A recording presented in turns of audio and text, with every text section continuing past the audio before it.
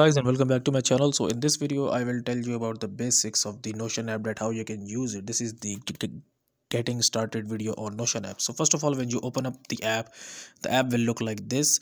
And this app actually uses workspace to do the work. And what is a workspace is actually a table or the task that you have assigned to your team, and you can like track their progress on their workspace. So workspace is basically a database table. Okay, so when you first open up Notion app, your app will look like this.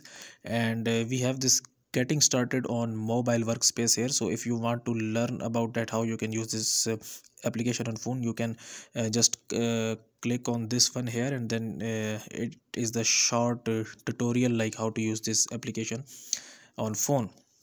And then if we click on the three dots here, we actually get to the settings of this application, where we can actually set the password, and we can actually change the theme like light and dark.